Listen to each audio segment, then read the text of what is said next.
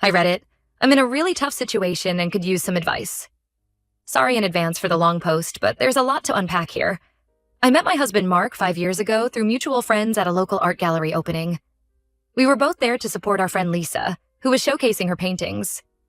I remember being struck by Mark's enthusiasm for the artwork. He had this infectious energy and a way of describing the pieces that made them come alive. We ended up talking for hours that night, long after most of the other guests had left. Mark and I hit it off right away. He was charming, funny, and we seemed to have a lot in common. We both loved hiking and spending time outdoors. We shared a passion for trying new restaurants and experimenting with cooking at home. And we could talk for hours about books, movies, and our dreams for the future. Our relationship progressed quickly after that first meeting. We started dating, and it felt like we were always on the same wavelength. Mark was attentive and romantic, always planning thoughtful dates or surprising me with little gifts. I felt like I had finally found my person. After dating for about a year, we got married in a small, intimate ceremony in my parents' backyard. It was a perfect day. The weather was beautiful. We were surrounded by our closest family and friends, and I felt so full of hope for our future together. I thought I had found my soulmate and was so excited to start our life as a married couple. The first couple years of marriage were great. We bought a cute little fixer-upper house and spent weekends painting and renovating together.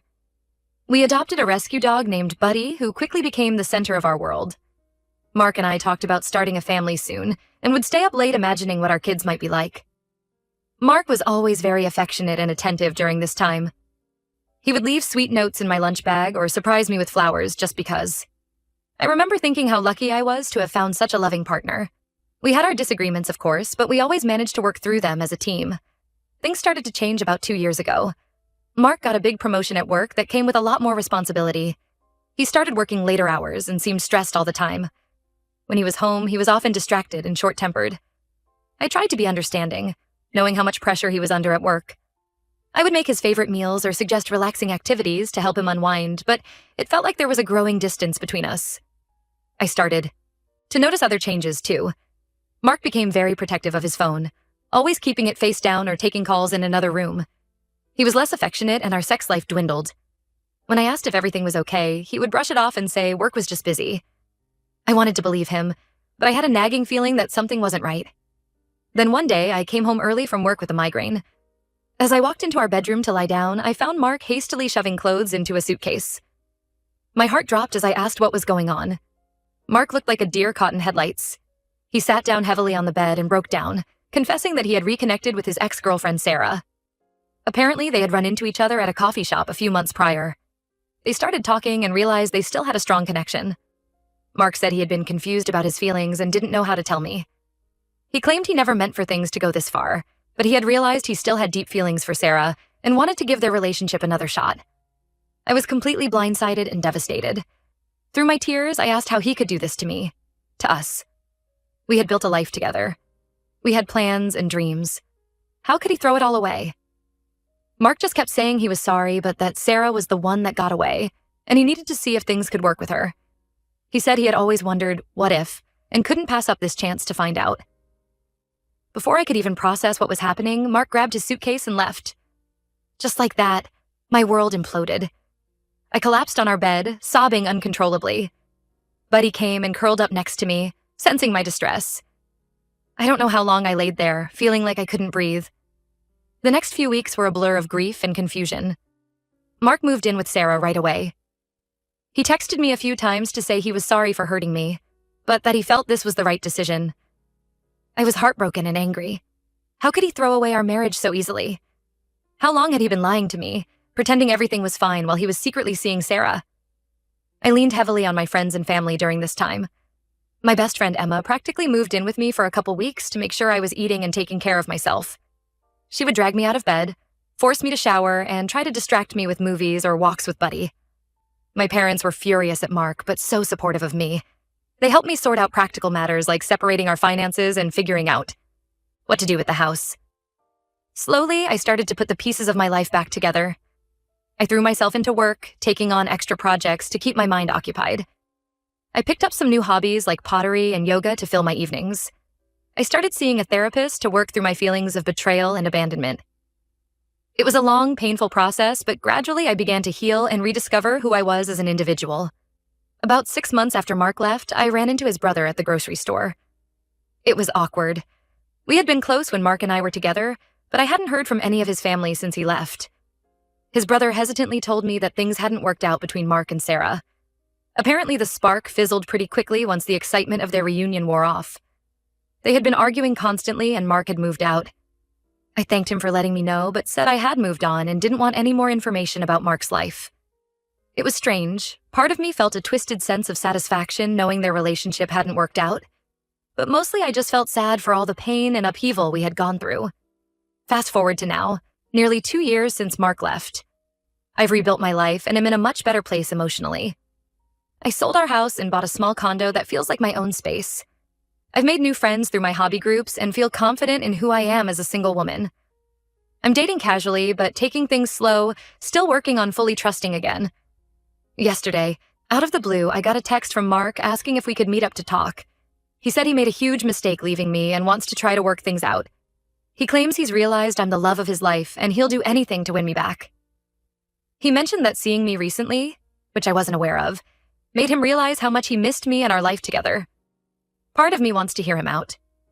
Despite everything, I did love him deeply, and a small part of me still cares for him. We shared so many good memories, and at one point I thought we'd grow old together. But a bigger part is angry that he thinks he can just waltz back into my life after what he did. I've worked so hard to move on and heal. The thought of opening myself up to that pain again is terrifying.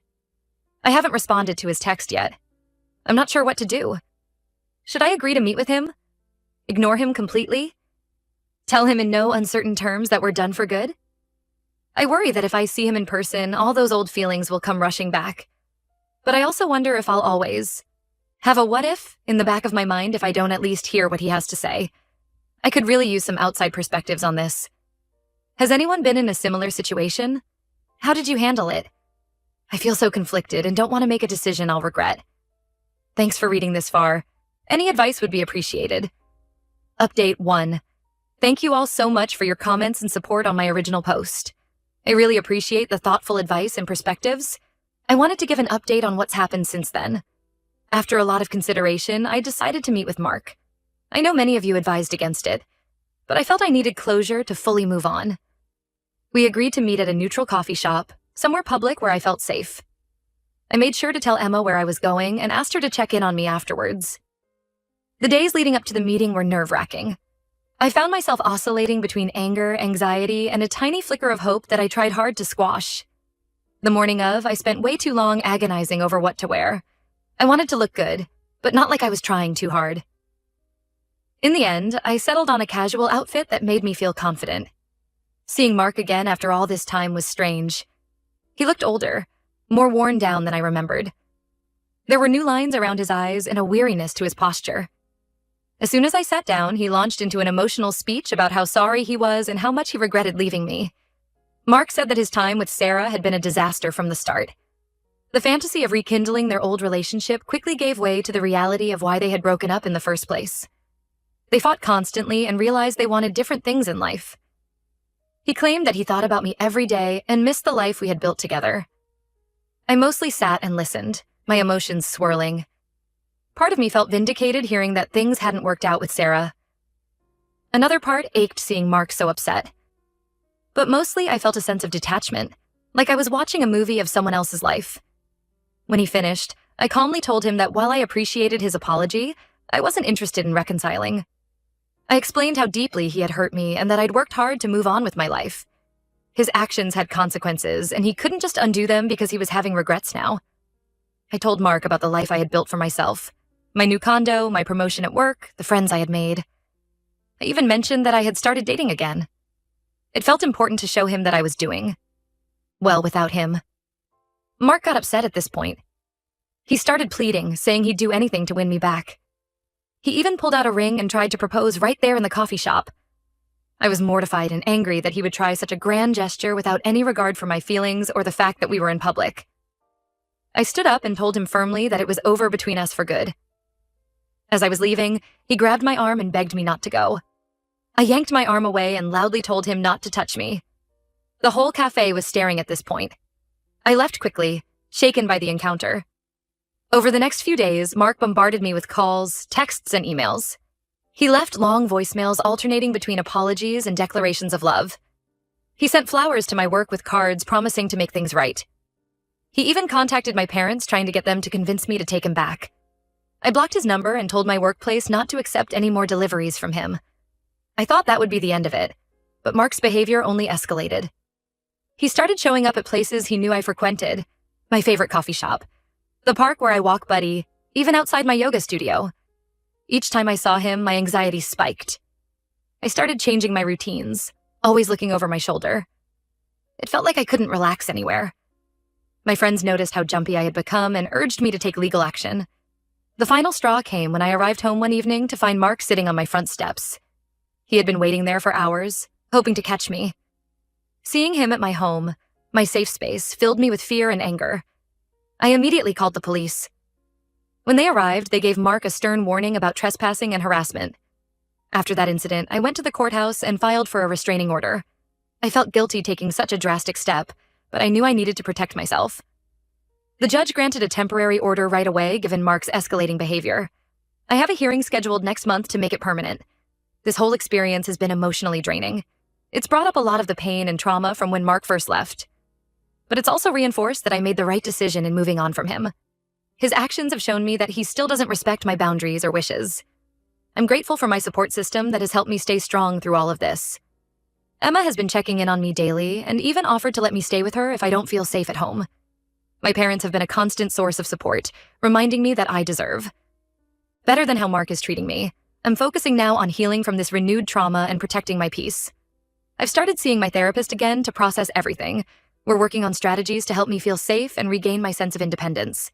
I'm also looking into moving to a new place where Mark doesn't know the address. It breaks my heart to think about leaving my condo that I've made my own, but I need to prioritize my safety and peace of mind. Buddy and I have started looking at apartments in a different part of town. Thank you again to everyone who offered advice and support. It really helped give me the strength to stand firm in my decision. I'll post another update after the restraining order hearing if there are any significant developments. Update 2. Hello, everyone. I wanted to provide one last update on my situation with Mark. A lot has happened since my last post, and I'm still processing it all. The hearing for the permanent restraining order was last week. I was incredibly nervous about seeing Mark in court. The days leading up to the hearing were filled with anxiety. I had trouble sleeping and couldn't focus at work. My lawyer reassured me that I wouldn't have to interact with Mark directly, but the thought of being in the same room as him made my stomach turn. When we arrived at the courthouse, I was surprised to see that Mark didn't show up. My lawyer said this sometimes happens. The person realizes they don't have a case and decides not to contest the order. The judge reviewed the evidence of Mark's harassment, including the police report from when he was at my house, and granted the permanent order without hesitation. I felt an immense sense of relief walking out of the courthouse. For the first time in weeks, I felt like I could breathe easier. I treated myself to lunch at my favorite cafe to celebrate, something I hadn't felt comfortable doing lately for fear of running into Mark. However, that relief was short-lived. The very next day, I received a call from Mark's sister, Jenny. She and I had been close when Mark and I were married. We used to have weekly sister nights where we'd drink wine and watch terrible reality TV shows together. I hadn't heard from her since Mark left me, so seeing her name pop up on my phone was a shock. Jenny was hysterical on the phone, saying Mark had been in a car accident and was in the hospital. Apparently, he had been driving erratically and crashed into a tree. Jenny said he had a concussion and some broken ribs but was stable. Then she dropped a bombshell. Mark had been drinking heavily and they found a suicide note in the car. Jenny begged me to come to the hospital, saying Mark was asking for me. She said he was distraught about the restraining order and kept saying he had nothing left to live for. I felt a whirlwind of emotions. Concern for Mark's well-being, anger that he would put his family through this, guilt wondering if I had pushed him to this point by getting the restraining order. I told Jenny I needed some time to think and would call her back. I immediately called my therapist and we had an emergency session. She helped me work through my feelings and reminded me that I wasn't responsible for Mark's actions. She advised against going to the hospital, saying it could undo all the progress I've made in setting boundaries. After a lot of soul-searching, I decided not to go to the hospital. I called Jenny back and told her I was sorry to hear about the accident, but that it wasn't appropriate for me to be involved. I suggested she look into getting Mark some professional help once he was released from the hospital. A few days later, Jenny called again. She told me Mark had been released from the hospital but was in bad shape mentally. He was talking about hurting himself and blaming me for ruining his life by getting the restraining order. Jenny asked if I would consider dropping it so Mark could contact me again. She said she was afraid of what he might do if he couldn't reach out to me. I felt terrible, but I firmly told Jenny that I would not be dropping the order under any circumstances. I explained that Mark's mental health was not my responsibility, and that he needed professional help that I couldn't provide. I suggested she look into having him involuntarily committed if she truly feared for his safety. Jenny got angry at this point, saying I was being selfish and that if anything happened to Mark, it would be my fault. I stood my ground, but the conversation left me shaken. I spent the rest of the day second-guessing my decision and wondering if I was doing the right thing. I reached out to my parents and Emma for support. They reassured me that I was making the right choice in maintaining my boundaries. Emma reminded me of all the progress I've made and how much healthier and happier I've been since setting firm limits with Mark. My dad even offered to call Jenny himself to tell her to stop pressuring me, but I declined. Since then, I haven't heard anything more from Mark or his family.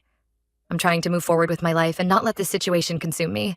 It's been challenging. I still have moments of doubt and guilt, but I'm working hard in therapy to process these feelings and remind myself that I'm not responsible for Mark's choices. I've thrown myself into a home renovation project as a positive distraction. I decided to stay in my condo after all, and am focusing on making it feel even more like my own space.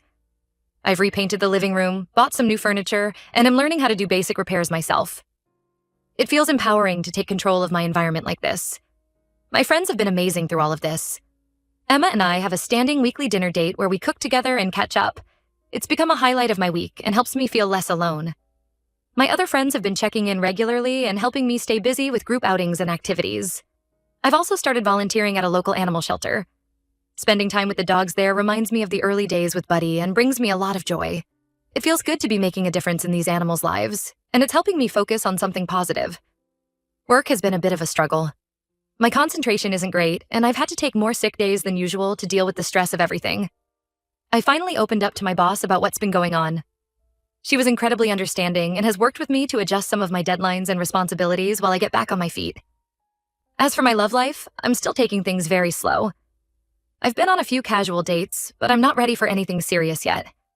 I'm focusing on rebuilding my trust in myself and my own judgment before I try to trust someone else in a relationship again. Buddy has been my constant companion through all of this. His unconditional love and goofy antics never failed to bring a smile to my face, even on my toughest days. We've been going on lots of long walks and hikes, which help clear my head and remind me of the simple joys in life. I know this isn't the happiest ending, but I'm proud of myself for maintaining my boundaries and prioritizing my own well-being. This experience has shown me how strong I can be, even in the face of intense pressure and guilt. I'm hopeful that with time, the anxiety and stress from this situation will fade and I'll be able to fully move on with my life. Thank you all again for your support throughout this journey. Your advice and encouragement have meant more than you know. I truly appreciate this community and the strength it's given me to stand firm in my decisions. While I don't plan on posting any more updates, please know that your kindness has made a real difference in my life.